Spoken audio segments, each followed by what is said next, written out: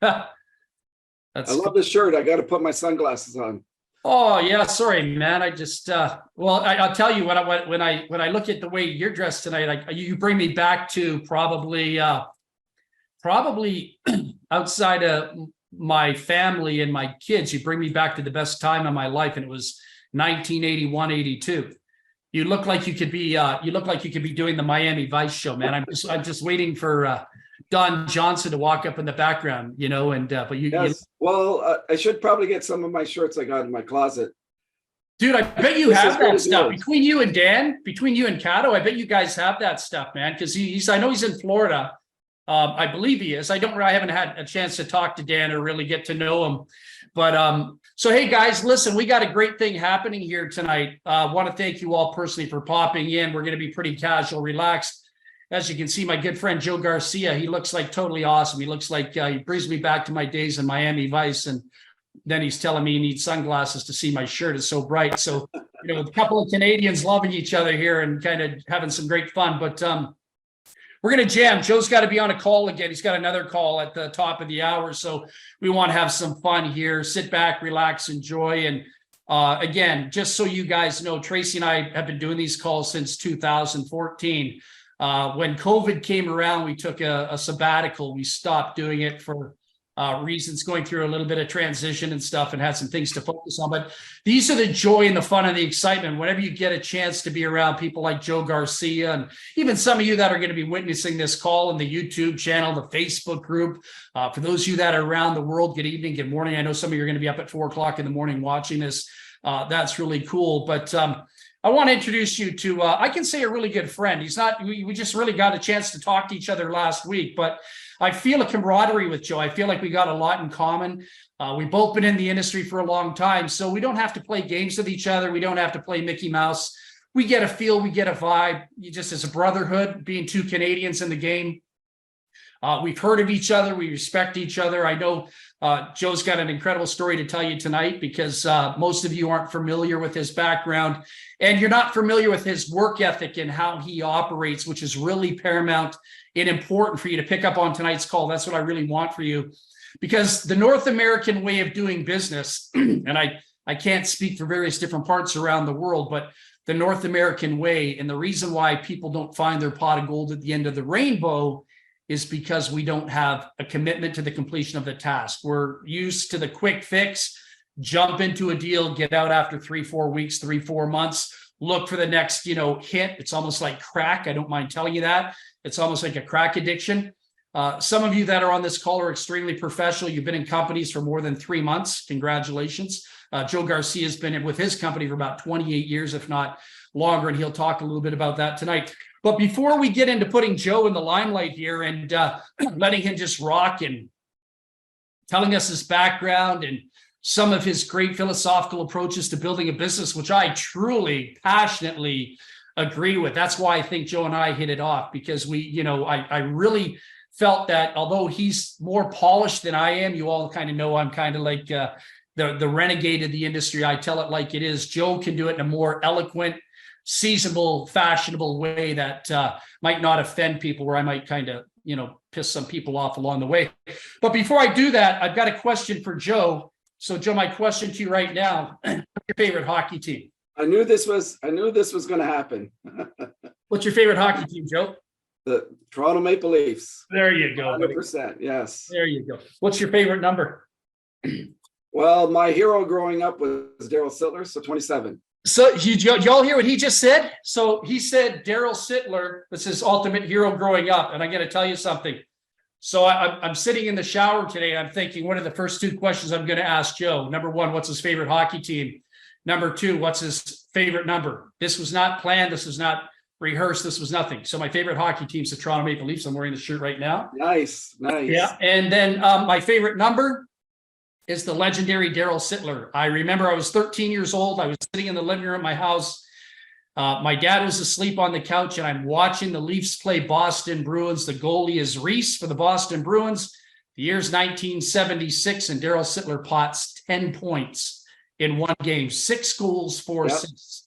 It was legendary. So for a young Canadian boy growing up, it was going to be great. So anyhow, I just had to get that out of the way. I still have that newspaper clip. You do? The Sunday morning, yeah. Dude, you got to show me that.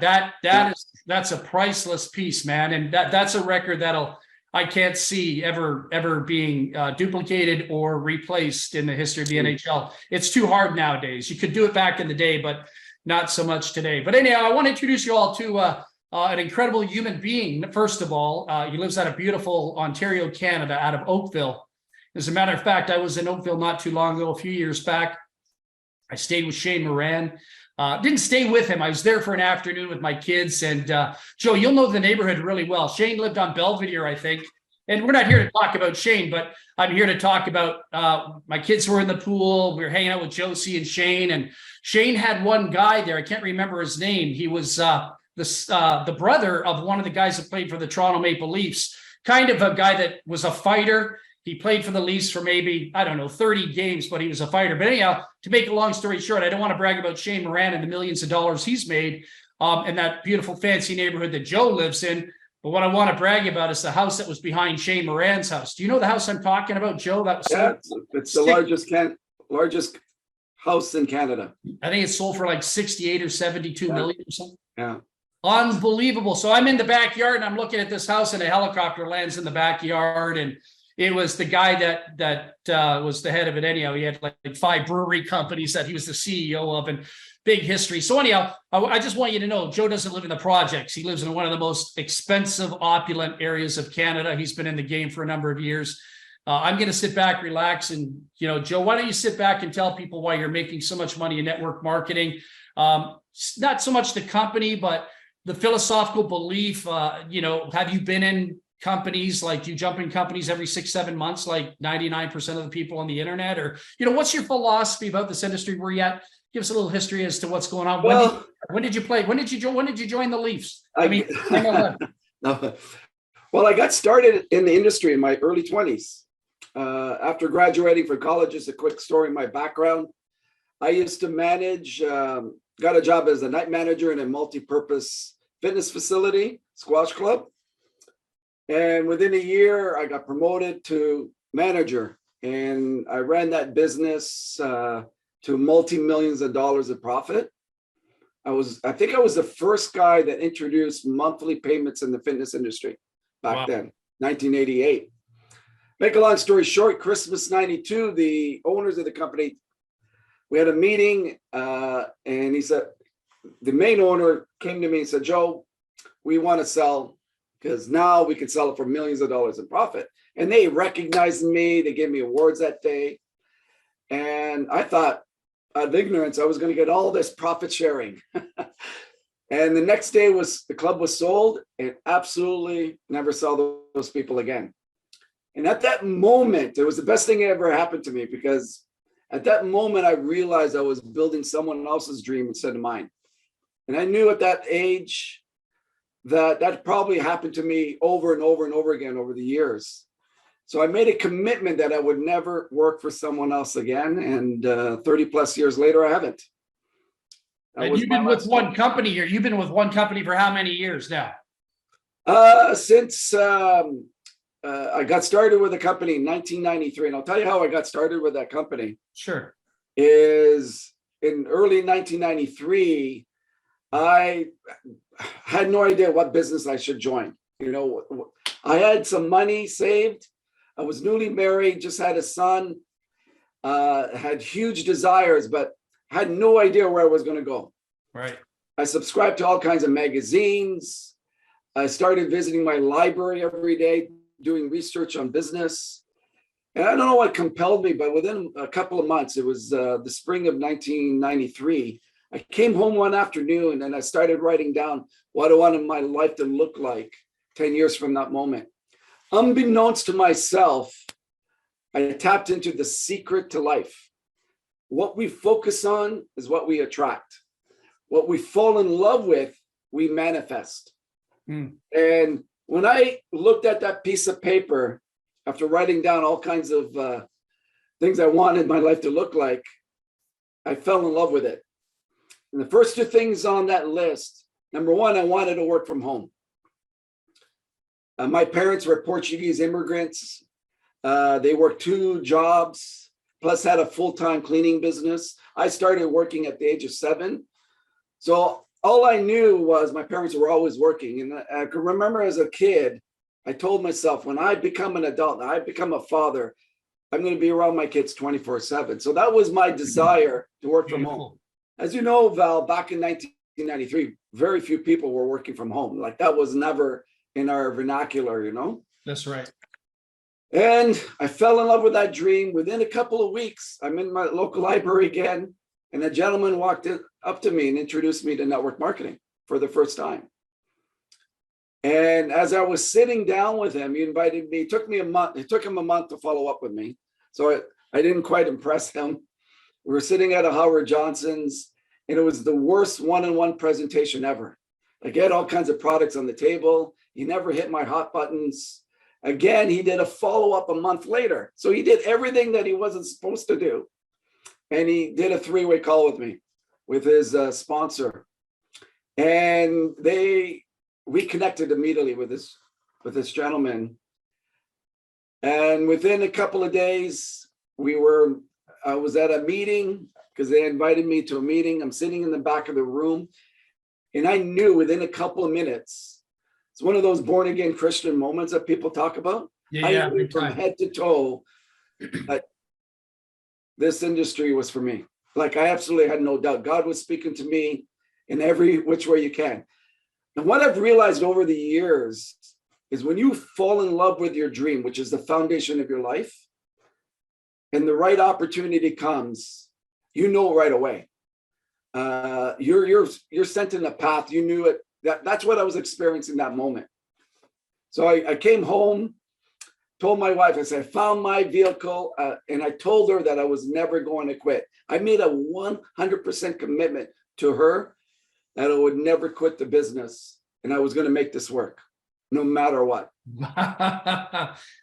And, coming from a sports background, I knew commitment was important, was massively important.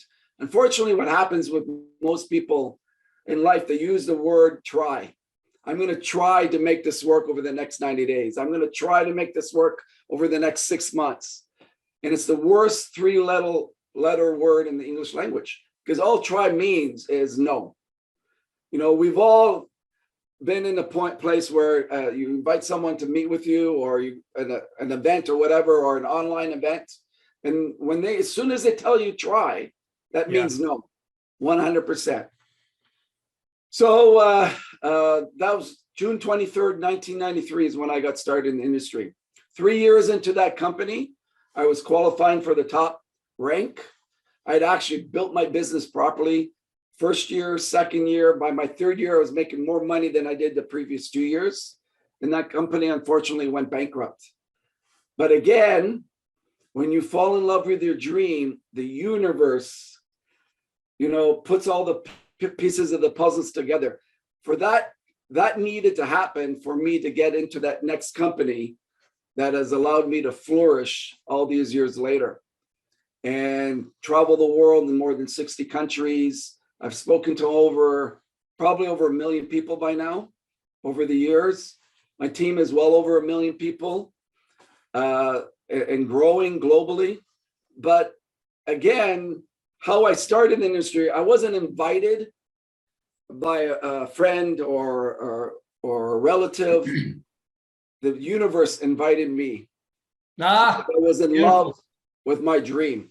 Love it. Anyone if there's one thing that someone can get out of this presentation, out of this talk that you and I have, is when you know what you want and you're in love with it, you're going to manifest it. It's law. And that's the hardest part for people to understand in life. And it has to be very specific. So there's a lot of promiscuous people in North America. North Americans are the worst network marketers in the world, I would say, in my experience of 45 years. I say that in a fun-loving way. I know that's rattling some of your chains out there, but what I mean by that is, North Americans are addicted to multiple streams of income. You're not. I mean, you might have investments outside of, but I don't see you prostituting yourself in 5 or 6 different companies. And if you'll never focus, I've never seen someone, not just in our industry, but anywhere else, that has built a business successfully doing 2 or 3 things at the same time.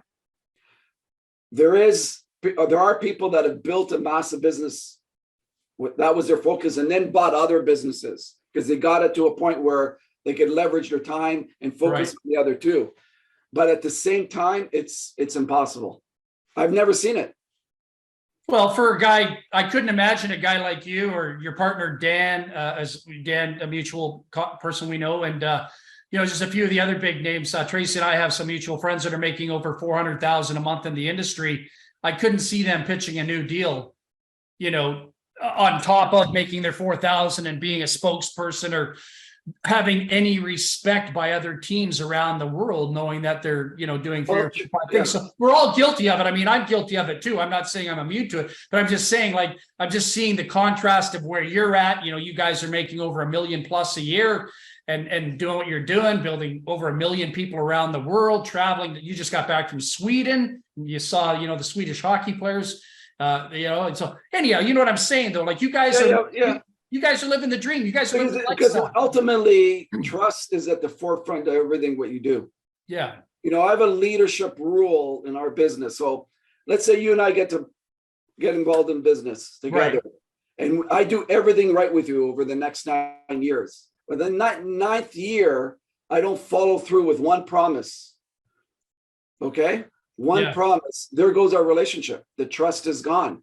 You can no longer trust me. No matter how small it is or how big it is, you can no longer, and there goes the organization. So I've seen organizations topple like literally overnight based on this leadership principle of trust and following through with your promises. So one of the challenges you see in the industry, because let's face it, we're all selling something. Sure. Human beings exaggerate when they sell.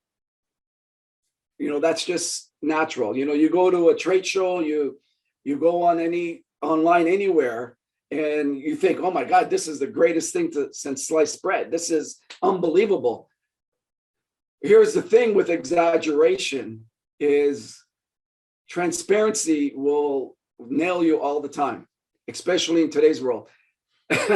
So for me, it's so important to be transparent and tell the truth all the time, because you're going to eventually be found out, especially as you're building globally. It's the most difficult thing to do, stay in integrity, because everybody says it. But transparency is critical in today's times and moving forward, because people are smarter now than they've ever been. In some cases, some cases they're not, obviously. Yeah, but because of the information age, right? I think we're moving in more into a space now where integrity is critical. Not just say it. I remember doing 15 years ago, I was at a seminar, and the CEO of this company that I was investing in must have said the word integrity in it 30 times in a 10-minute speech. I turned to my investor friend next to me and said, I'm getting out of it today. And he says, well, why, Joe? Well, he said integrity 30 times. I counted it 30 times in just 10 minutes. So typically what happens is people will overemphasize their worst insecurities in their speech. And sure enough, a month later, he was caught for fraud, embezzling the funds of the company, and they fired him. And the stock just plummeted from there. And so moving forward, I'd always suggest with people, this is an area that transparency is critical now, more than ever. Powerful, man. That's some really powerful insights right there. I love it. So listen, you just talking about what you're talking about. So you've been with this company for about 28 years. You guys have built kind of like an international empire. My question to you is this: how important, hold on. So when I'm seeing other top leaders in the industry that are pulling in 3-4 million a year, 2-3 million a month in income, in some cases, believe it or not, they're always international. How important is it? Like, not everybody wants to make $1 million a year. There's people out there that just want to make $3,000 to $7,000 a month, and they'd be really, they'd really be happy at that. But you know what? Even still, North America is a little bit different. Like knowing your business structure, where you guys are at, Would you say the biggest groups of your company, of your paycheck, are coming outside of North America? And how important is the international development needed in order to sustain a different discipline? Because the mindset of North Americans might be different from, like, you got teams in Ukraine, you got teams in Russia. What's the difference, man? What's the difference? Well, first of all, if you're a business entrepreneur today, the greatest paradigm shift the last 20 years has been international business. The internet has allowed us to build. So if you look back in the 90s, especially in this industry, yes, we had international business, but it was handcuffed, and it was expensive. Like, it was really expensive, the long distance calls, the traveling. Yeah. So the internet became a game changer. So in the 90s, the conglomerates dominated the global stage. And now a simple home-based business entrepreneur, because of the internet, can build something globally. And it's been proven in this industry and over. I'm a great example of it. I had, prior to getting involved in this industry, I traveled a little bit. I didn't know anyone outside of Canada or the United States. And I built a giant business globally in markets like China and Russia and South America, all over Europe, Eastern Europe. And because I recognized the internet was going to be the game changer. In late 90s, I realized in this industry, if you weren't building the business globally, you're going to be missing out on the greatest wealth curve. And I was right. I wrote a manifesto back in 2004 called the Global Manifesto. I sent it out for free, millions of downloads, and everything that I predicted in that manifesto still applies today. And it came true. And I started recognizing that when I started traveling to places like China, where I thought, my God, China is just going to be incredible. Yeah. And I was right. China tied the United States in 2018 as the #1 direct sales market in the world. They've created more millionaires in network marketing and direct sales than any other country outside of the United States. Probably but it's a different society there altogether, man. Give us a flavor. Like, so you got North America. Well, I'll give you a good example. We're entitled. My first time to Russia. I did an event in Moscow. There were people going by train 50 hours just to meet me for 1 hour. 50 hours by train just to meet me for. That's the desire that they have. So what here in Canada or in the United States, what happens is you can't get people down an hour drive to a meeting, for example. So what happens in North America and the Western world is the average life is great. You can go out to dinner. You can probably once a week or once every other week. You have a roof over your head. You're basically, even though you may be this close from going bankrupt if you lose your job or whatever, but it's great, for that average person. So the desire there to have a better life is not really there because they have a really good life. Whereas when in the emerging markets, they just struggle to put food on the table. The opportunity is not there. They're willing to do whatever it takes and work and sell the product and do the things that they need to do. So that's a big distinct difference between some of the emerging markets and the established markets. Let me ask you this question. So you brought up a really good point. I want everyone to listen to what I'm going to say here. So you're international. You talked about China. You talked about Russia. Talked about the Ukraine. You just got back from Sweden. You have a massive team in Sweden, throughout Europe. So my question to you is this. You talked about the internet, the advantage the internet gives as far as communication.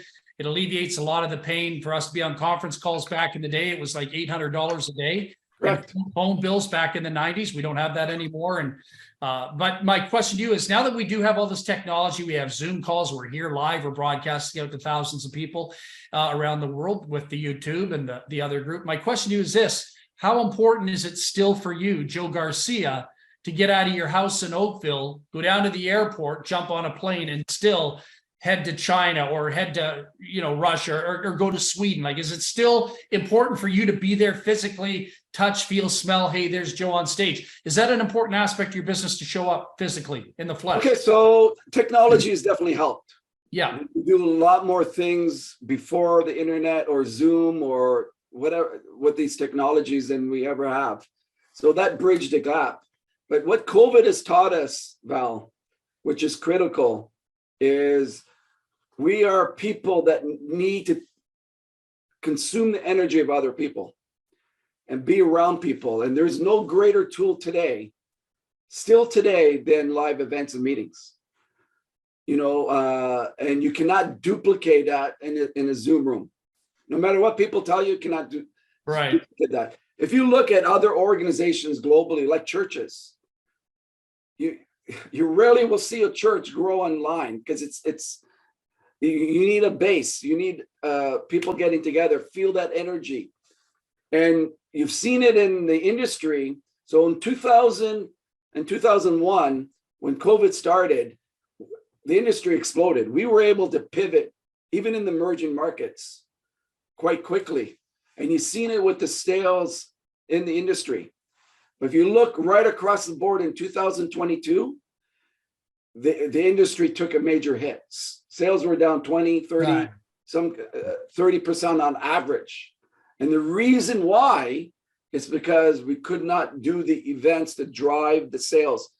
It's a tool that's necessary, along with the Zooms and the other stuff that we do with technology, that to drive the sales. And so what started to happen, and I saw it within my business, where people were starting to get zoomed out.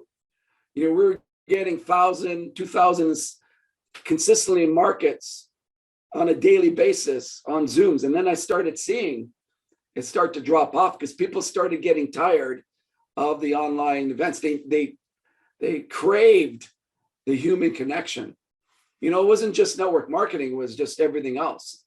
So if you look in 2022, now 2023 now, that transition now, we're going back to events. Many companies have been doing that now safely. Yeah. And you still in some markets have the fear of people coming. You still have that fear, especially in Asia. But you're starting to see it with the sales. I've seen it.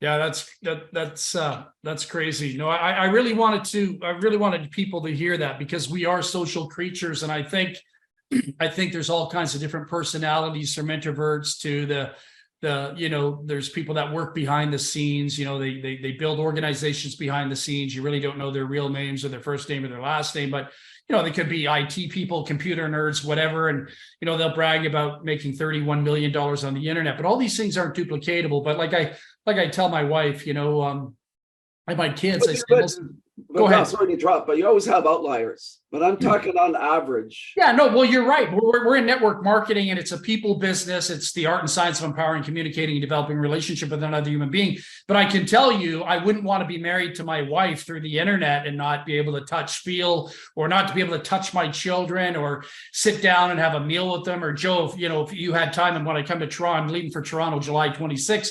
But if I'm there and you happen to be around, maybe we can hook up for a couple hours for lunch or something. It'd be an honor to meet you and, give you a hug and a shake and, they sit down and eat a burger and just jam. Right. And those are the memories I remember, because with Shane Moran too, like my kids, they don't think of Shane as the guy that's made about $80-90 million in MLM.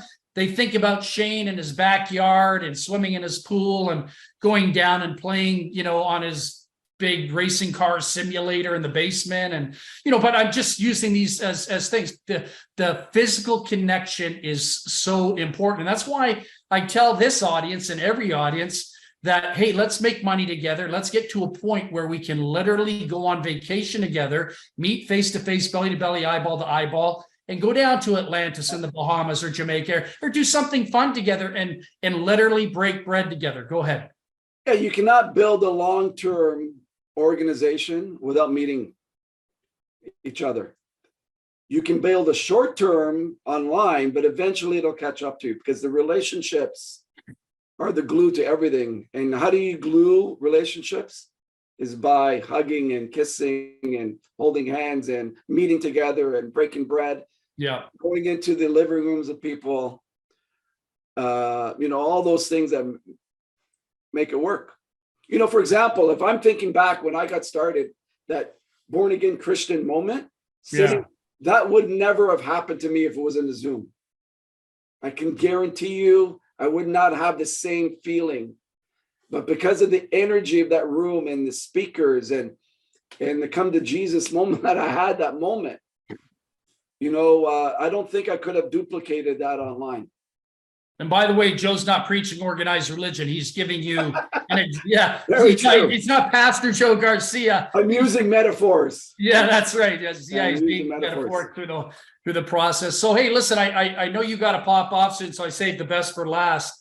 We're at 7:36, so we can probably, I'm just watching time respectfully for you and for these folks. So let's do something a little disruptive tonight. Let's kind of rattle some chains. And I don't think these people that are watching here right now will be too rattled. They've heard every word come out of my mouth, sometimes good, sometimes bad, sometimes ugly. But there's going to be a ton of people that will watch this outside of just out of curiosity to see what Val Smith's up to now, and why is he talking to Joe Garcia, and why are they doing these Sunday night calls, and what was said. And so you're going to have that type of crowd out there that's going to be pretty curious. So let's rattle some chains out there, man, because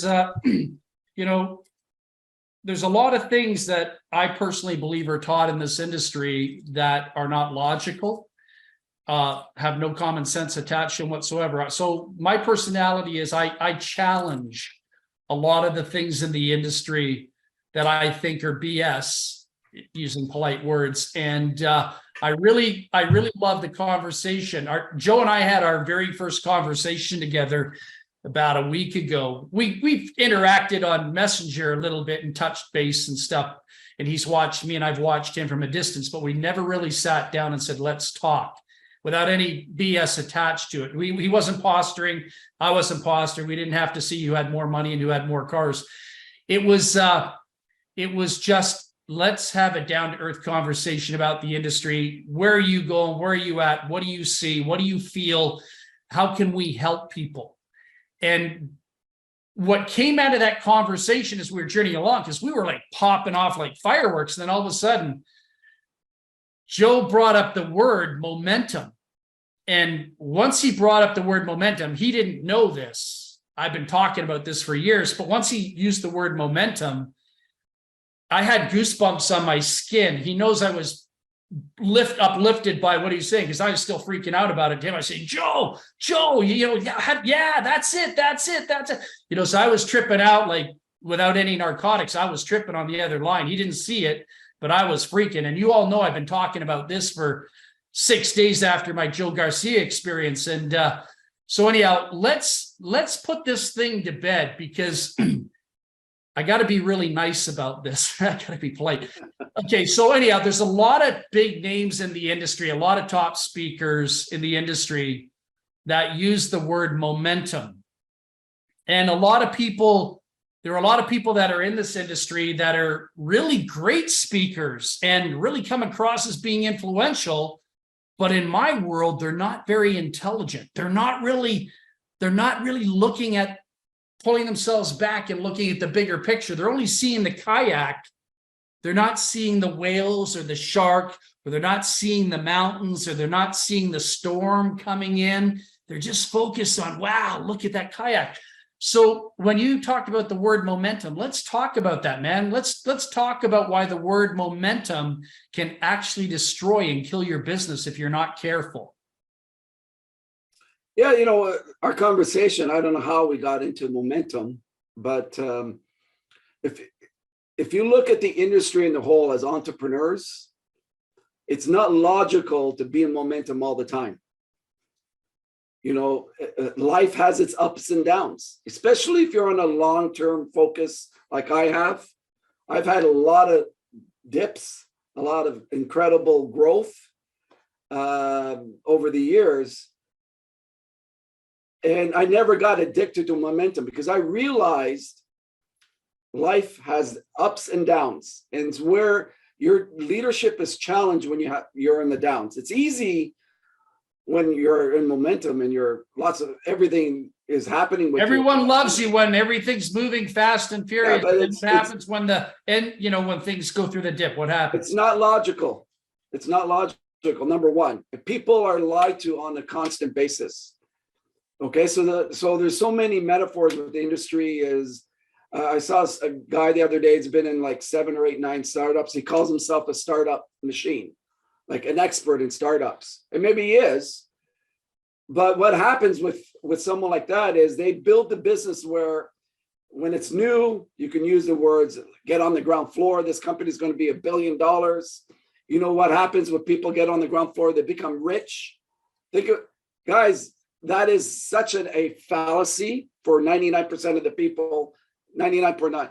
My business, business partner, and myself are the only ones that are still here today that got signed up the first year. And the third one who just recently passed away. Think about that. And we did $20 million in sales our first year. And people today call me lucky, which is, they had all the opportunity, the same opportunity I had, but I had the long-term vision. I saw past the trees. I saw the forest, and then I saw the jungle. Anyway, so what happens in this industry is it's easy to build in momentum, because you can state facts, figures, get on the ground floor, all this marketing hype. But what ends up happening is eventually that momentum will stop. It happens with everybody, sports teams, marriages. You don't stay in honeymoon phase. How long have you been married, Val?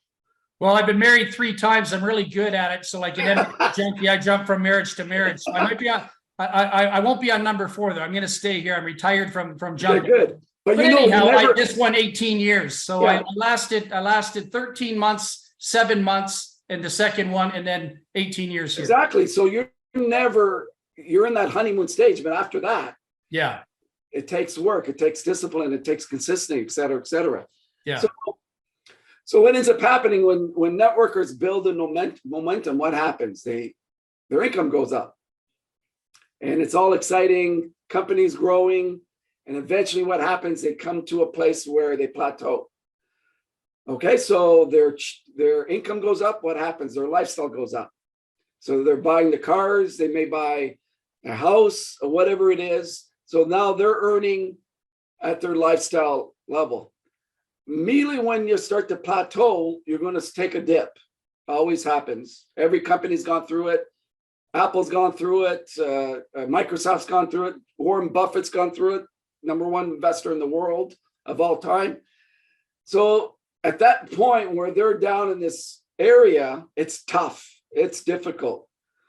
It defines your leadership. So what happens with the mind is your mind starts to think, oh my God, there's that grass over there is greener. Maybe I can go over there. They're really hitting it now.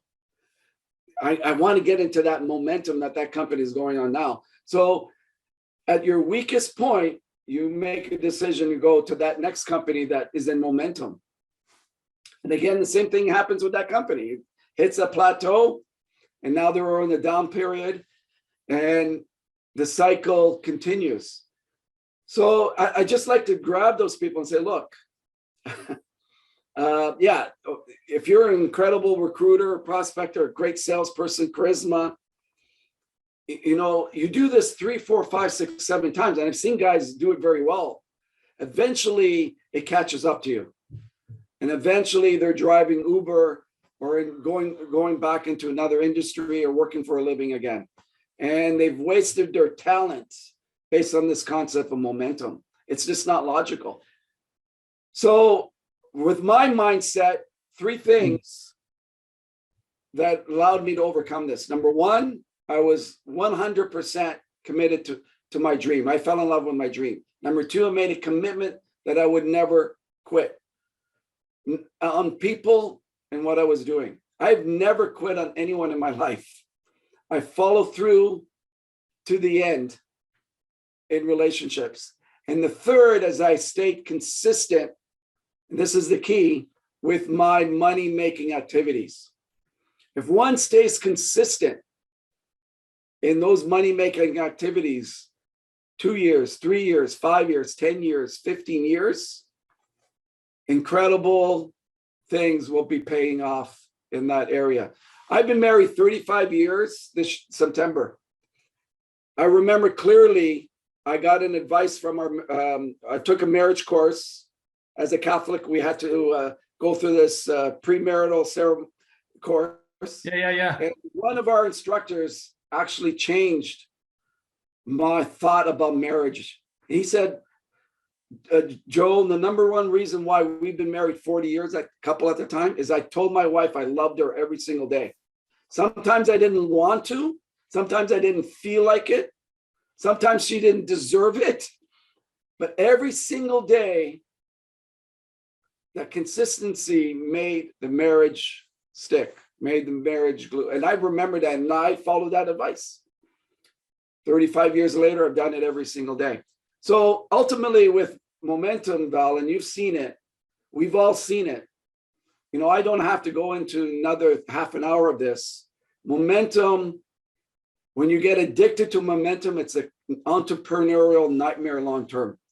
You'll burn yourself out like anything else that you're addicted to.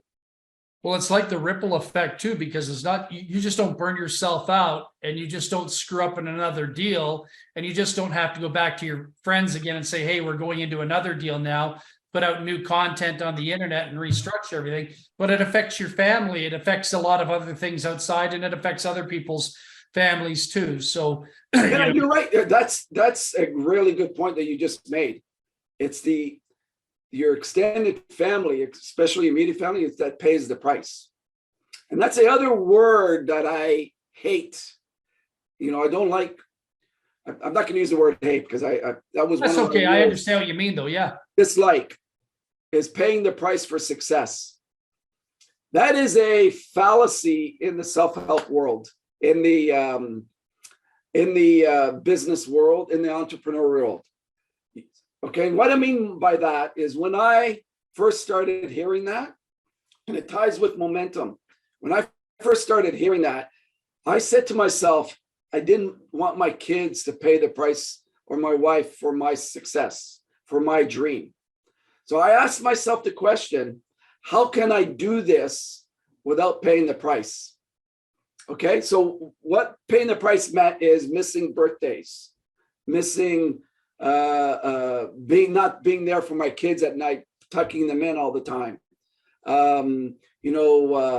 sacrificing them for a goal. I didn't want them to go through that. So I kept on asking myself, how can I do this faster, better, quicker, and consistently, and manifest it without paying the price? And sure enough, I found how to do it without paying the price, through consistency, through falling in love with your dream and the commitment. And yeah, sure, I've traveled the world, 60 plus countries. You know, one day I'm going to write a book on my travel stories. Some of them are very funny, but you know, I made a commitment to my wife. I wouldn't go for more than a week anywhere. And I stuck to that commitment. I think I broke it once because of just missing some flights and travel time. But I stuck to it. And it was difficult at times, but I did it. Because I knew it was really tough for her to look after the kids while I was away and doing what I needed to do. But I also brought them on with me. Nice. So that actually really created a different lifestyle for us. You know, they missed a lot of school, but that's okay. That's a good thing. Important. It was important to me. So these are just things. So paying the price for success, I know, and that because my definition may be different than yours with regards to paying the price. Yes, we need to leave room, you know, the lack of prosperity. In order for us to get something coming into our life, we need to let go of something. You know, you want a new wardrobe, you got to get rid of your wardrobe. And if you don't have the money, it will appear in your life. Well, and you just helped me solve something tonight.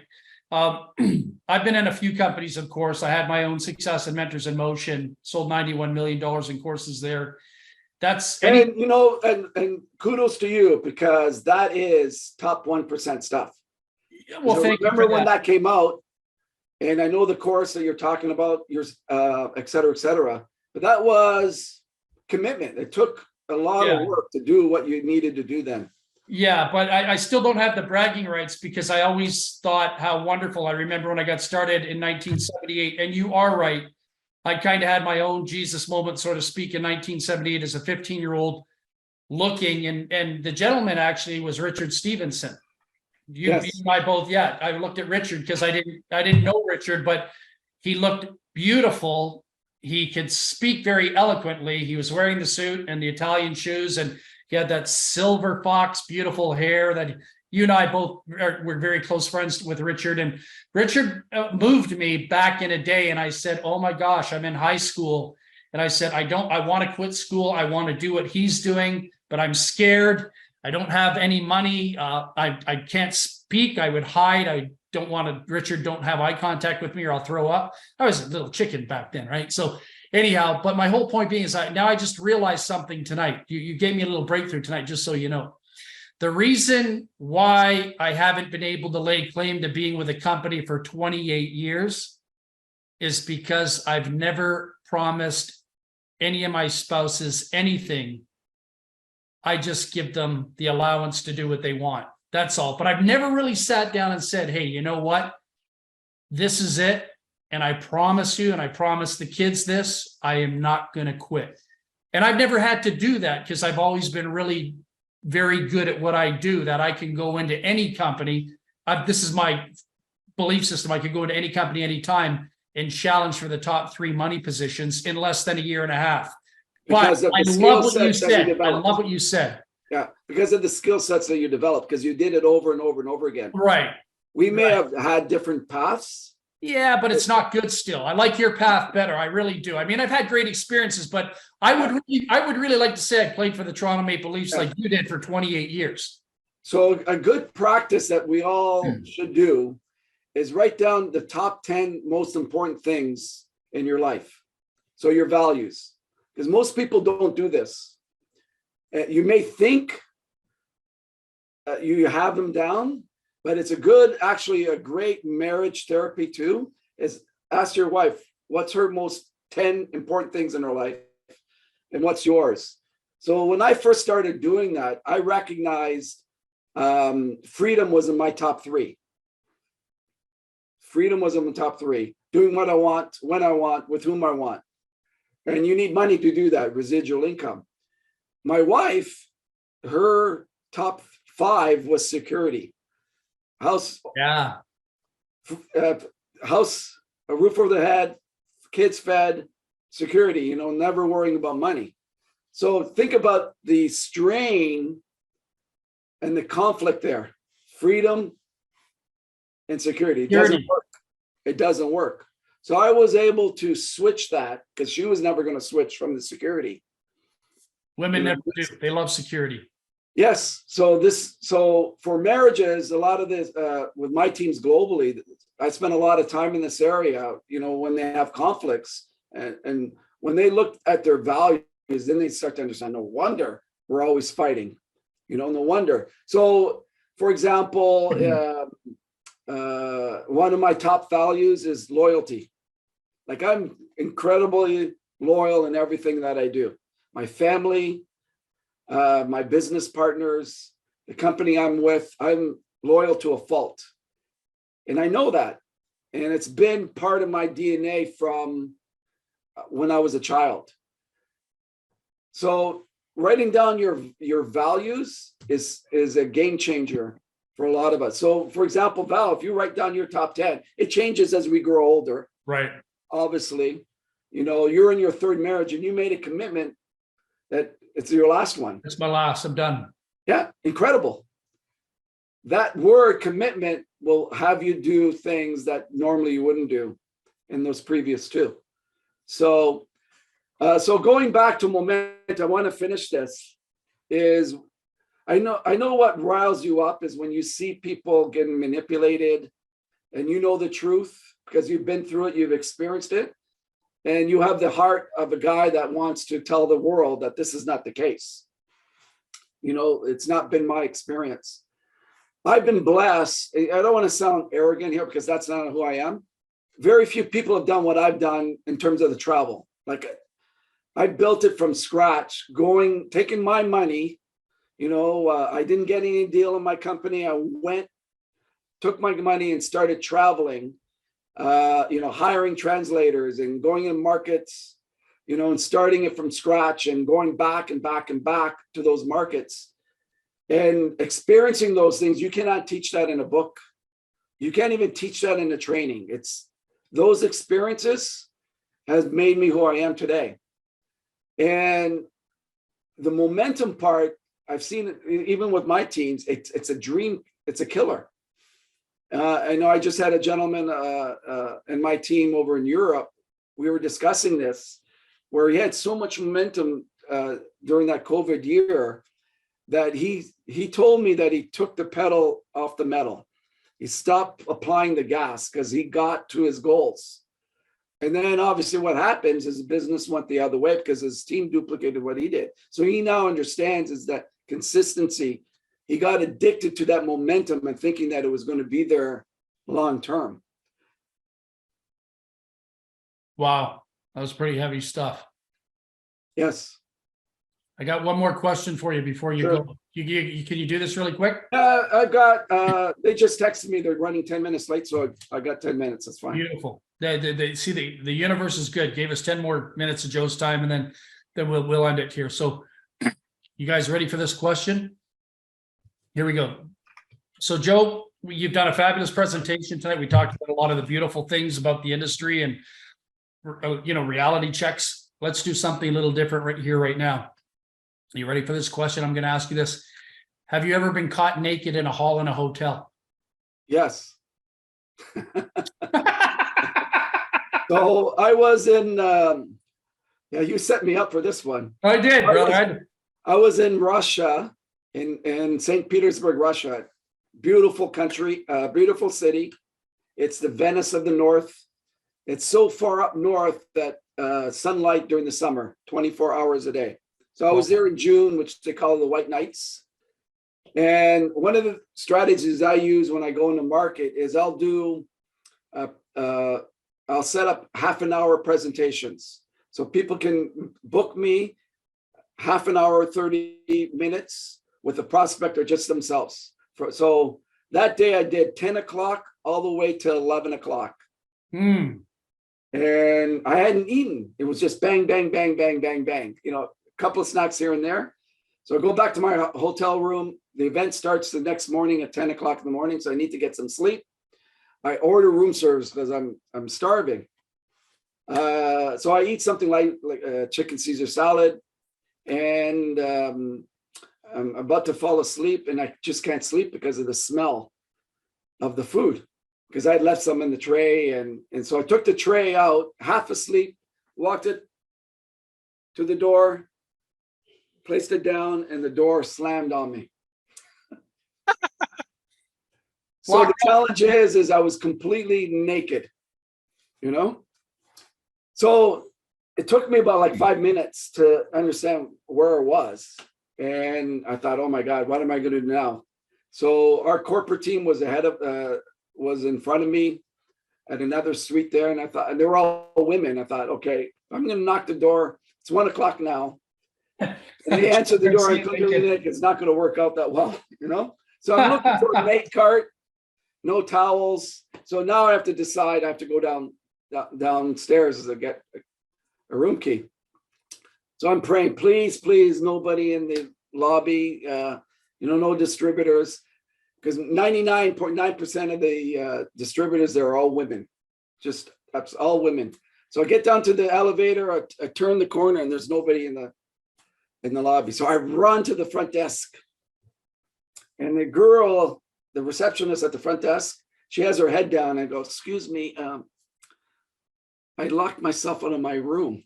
And at that moment, she rolls up with her head and says, "Sir, can I have ID?" So I walked back. Does it look like I have ID? So she turned red, wrapped, got me a towel and gave me a key. She didn't ask for my ID anymore. The funny thing is, in the next year, I'm at the same hotel, and I walk up to the front desk. It's her, and she goes, "Mr. Garcia, you look familiar. Have you been here before?" I said, "No, absolutely. This is my first time." Yeah. She didn't recognize me without my clothes on, I guess, That's funny. That's Yeah. great. Well, you're lucky, because doing stuff like that in Russia, Mr. Poutine could have taken you and Yeah, he it's coulda- unfortunate what's happening over there, but hopefully soon it'll be over. yeah. Yeah. Well, hey, It's- listen, I know you It's, got it's, other it's actually a great market for direct sales network marketing. Companies that have opened up there over the last 15 years have done very well. Unfortunately, now we've stayed the course there. Many companies have pulled out because of the sanctions. right. Hopefully, it'll be over very soon. Yeah, I remember just very quickly in closing here, just talking about the international stuff. I know that if any of you are in health and nutritional companies and you're watching this, you don't want to put your focus on North America. The biggest money, whether it be Joe and his partner Dan, or just other people that I know that are in the health and nutritional industry, the biggest portion of their check is coming from the volumes in the Eastern Hemisphere. And I remember some of my colleagues back in New Skin back in the days that were making, well, I think Claire made over $1 million a month, and Craig Tillotson and a lot of those people they're making over 800,000 a month, and but whatever. But anyhow, a lot of them left for the Eastern Hemisphere. The first thing they saw was that the money wasn't to be made in North America due to the entitlement, the privileges, the lifestyle. There's no, people can screw their lives up here in North America and not pay the price. You can't screw your life up in a third world, second world country. You're going to pay the price. And But please understand that you can build an international business just through North America. You can through North America. If you go to a city like Toronto, every nationality known to mankind is here in Toronto. Chicago, Multicultural. New York, Los Angeles. So You got to hit the ethnic groups for sure. And Organo Gold was good at doing that. We had that conversation, and there are many other companies that, and I just want to share this. So I interviewed Todd Falcone about 6-7 years ago, and he'd just come back from Africa quickly. I'll be quick. And he said, Val, I said, so what did you see that was really like a paradigm shift? He said, Val, I saw people running in bare feet 50 miles, co-oping their money together to get to a meeting in another village. They would do that. They didn't have a car. They didn't have a donkey. They would run in bare feet through the dirt roads while he's in a Land Rover, Range Rover kind of, safari truck going from town to town on his tour. He was going to speak, but he said they would run in packs of 50, 60 people running for 50 miles like marathoners to get to a meeting. And then they'd have to run back at nighttime. They couldn't stay in a Holiday Inn or a Hilton. Let me just share with you a quick story. When I went to Peru, been there several times going back in October. Sure. Is in Lima, which is their capital city and the largest city. I don't know, 50, 60 years ago, a squatter built a house on government land, and the government didn't do anything. So what happened is a second family did it, a third person did it, a fourth person. So today there's hundreds of thousands of people living in this squatted land with no government services, no running water, no electricity, and it can be quite dangerous. Even the police don't go in there. So one of my leaders there invited me to do a presentation. This is when we're our first year in that market. And he never told me give me any background information. So we're going to this, I thought we're going to this home, and we did go to a home, but as we started getting outside the city, I go, oh my God, I now know where he's taking me. Okay. He says, don't worry about it, Joe. She's going to have 30 people in that room. It's going to be well worth it. So we get to this house, and my laptop was completely needed a charge. So I walk in, I asked her, can I have, it's like a one room, my office is bigger than that house almost. And she had no electricity. I go, oh my God. So can I use the washroom? No toilets. Okay. So now we have 30 people in this place, no running water, no electricity. And we do this presentation.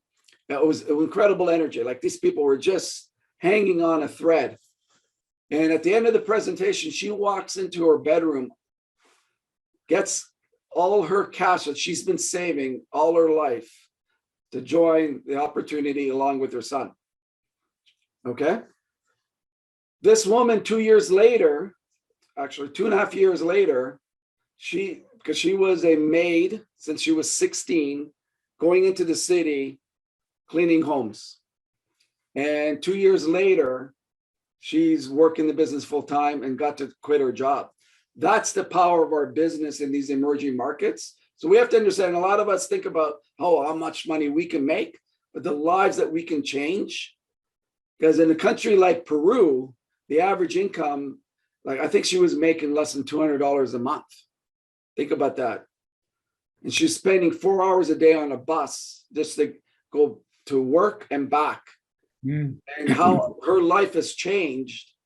You know, I remember I went to Colombia with her first time she was on a plane. It was just life changing. Like I never experienced anything like that.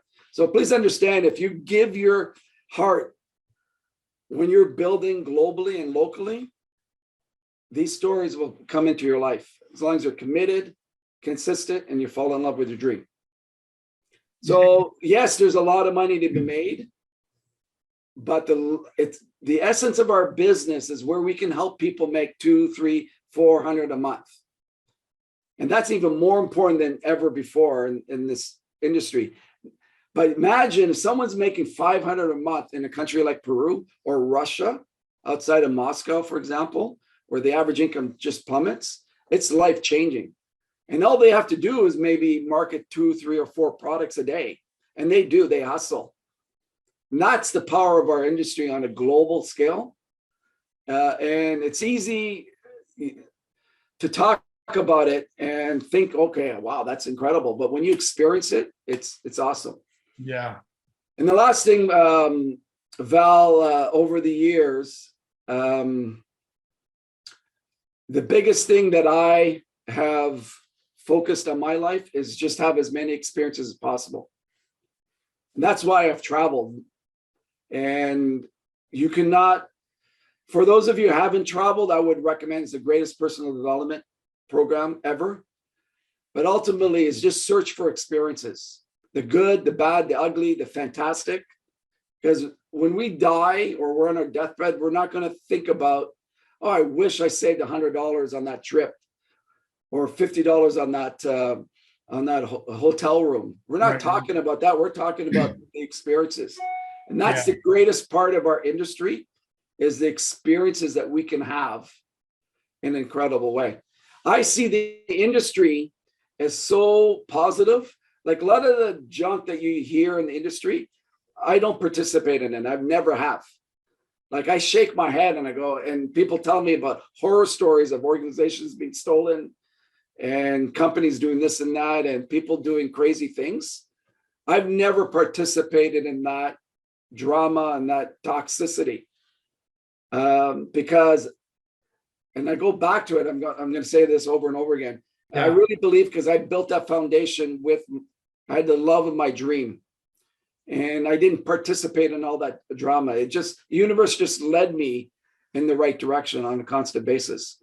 As you know, the best thing about this industry are people, but the worst thing are people. So it's so important that you surround yourself with the right people. You know, and I'll end with this, is my leadership principles, Val. I think it's real important. And I've stuck with this for decades now. Is number one is I always follow through with my promises, no matter what, no matter how hard it is. You know, because people in this industry are always giving up promises, and they have no understanding how critical it is to follow through with it. Just because I say to you, because I want you to come into my business, it's horrible what people do just with promises. So always follow through your promises. Number two, I treat everyone like they're the most special person in the world to me, always with respect. So, you know, there's places in the world where I cannot go through a hotel lobby because I got to get to stage or whatever, because I've been bombarded with pictures. I always joke around that I should have got paid by how many pictures I've taken instead of selling product. But it's important that all people want to have in life is that I'm important. That's all people want.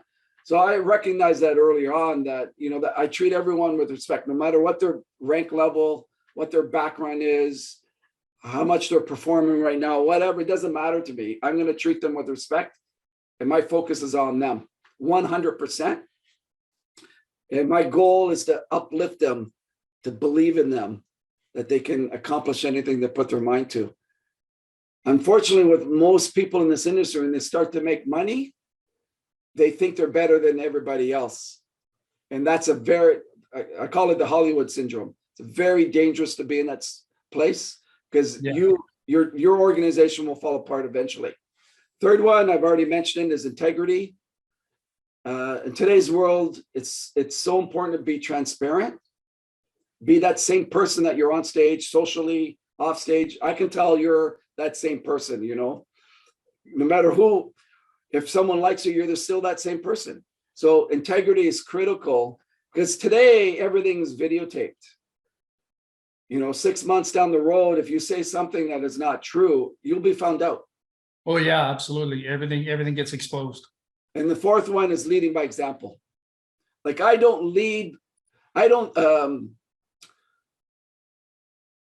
important the last 10 years, like people are always focused on what they did 10 years ago or 20 years ago. Look at all the success I had. Nobody cares about that. Nobody on my team cares that I qualified for the top rank 3 times 15 years ago. Nobody cares about that. It's what you're doing today. And you got to lead by example. Like as a parent, as a father, as a business person, I'm constantly leading by example. So every day for the last 30 years, I'm doing the same thing. It can be monotonous, but I've gotten to a point where I know where I can get results by doing these simple disciplines repeated over time. So I need to lead from the front. So my family doctor that asked me, when are you going to retire? I go, I can't see myself retiring, because I'm going to be leading 20 years from now, because I know that's where you inspire people, is by your feet, not your mouth. Because eventually your mouth, people get tired of your mouth. Wow, that's pretty powerful stuff. Pretty powerful stuff. Well, Joe, I want to thank you personally. I'm really glad we connected. There's a reason why we connected a week ago. The reason why Tracy and I decided to fire this up, and you're the first, you're the first rock concert, to launch 2023. We're glad to be back again after COVID and rock it out, and glad that you're part of the group, and definitely love to get anything that I can do to help for anyone. Yeah. I'm an open book. You can reach out to me. My agenda is just to help you out with my experience. That's all. Well, love to have you come back in here and chat again. We're just doing this. It's just come in here and jam and pick people's brains, gather some data, some information, because everybody has to sell their crap. And I don't like doing that. I have a hard time when you have to go pay, to go to these seminars and you don't get anything out of them other than, a credit card expense at the end of the month. So it's really nice to be a go-giver and not a go-getter. A go-giver, just give, just give to people and help. And, you got the money to do whatever it is you want. And then I don't need to make $20 off anybody either to say, hey, we're doing this master class on a Wednesday night. We're here to have fun, jam. So it'd be really nice to have you back again. There's more I want to ask you about in the international expansion, but there's no time tonight to do that. I think you'll become a billionaire just selling those shirts that you have on there right now. Well, yeah, shirt. I probably have to pay you a royalty on it. There, you're probably tapped into it some between shape or form. How do you know? Yeah, yeah. Between you and Cato, something's up. Anyhow, I'm joking as I say that, of course, but no, you guys look sharp every time I see pictures of you guys on the beach, or you guys are doing Tropicana stuff and dancing on a stage. Remember the one where you guys are in the white? You got the white pants on and the white shirts. You and Cato are dancing. Yeah, that was Hawaii. Yeah. Yeah, that was in Hawaii. So you guys are having fun too, and it's really great to see. And I really hope, with all my heart and soul, I hope the people that are watching this on YouTube or Facebook or here live, I really hope you take this to heart. Don't just come here and listen to it and say, "Wow, that was a great session with Joe Garcia and Val on on the call, internalize it, assimilate it, manifest it, absorb it, and become it. Really take these values to heart. You all know that I think I know everything. I feel like I walk on water in this industry in a fun-loving way. I say that, but just hearing Joe talk tonight made me feel good, because it's nice to know there's another good guy out there that really believes this industry is not perfect. Well, when I started, swear to God, it was a minus 10 out of 10. Like, I really needed to develop the skill sets. I was young. Yeah. I was in my early 20s. Yeah. So, everything that the industry have taught me has made me who I am. But I'm still the same. Yeah. Sorry, I told you who my mentors were last week, the biggest scumbag dirtbags in the industry. And what did they teach me? They taught me how not to be. Correct. So I've got a lot of issues. I've got some anger towards this industry. I've got some anger towards the protocols, the methodologies. I see a lot of the guys that are on stage doing their things, and I don't see them as I'm being honest. I see them more as darkness than I see them as light. But you're a guy. We have to allow them to be who they want to be. Yeah, I can't change them. I can't change them. As much as I wish I could, I have to let it go. But anyhow, Joe, love you in spirit. Thanks for taking. You guys, have a great night. Thank you, Tracy, for the connection here. Yeah. You did an awesome job. Excellent. And to everyone that came, thank you for taking time out of your life. I hope you got one or two things out of it. I know you got a lot out of it, but we'll bring Joe back in again. We got some other great people that'll pop in here on Sunday nights. We jam, we figured out, hear other people's experiences, and you just take bits and pieces of what you hear and you find who you are and what you're all about and moving forward in your journey. All right. Guys. God bless. Thanks, Joe. Take care, man. Bye-bye.